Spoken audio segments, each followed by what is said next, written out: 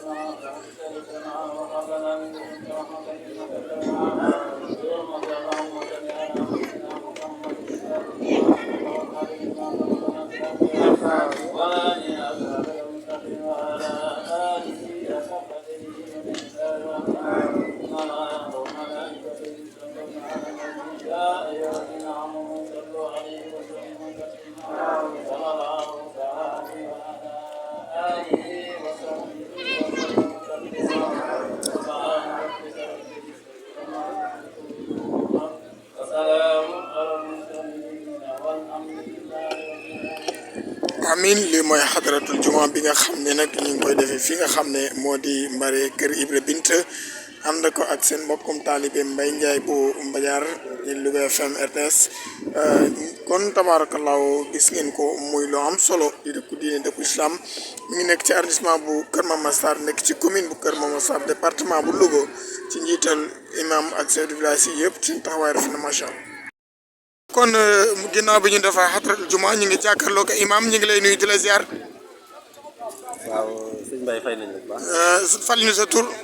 Oustaz Omar Dieng. Oustaz Omar Dieng gis nga xadratul juma bi nga xamee jot nañ ko def fii ci dëkk bi nga xam ne moo di Mbare. waaw lan nga ci soññi njaboot gi. waaw xanaa ñu gën ci farlu rek ndax taalibe Cheikh moom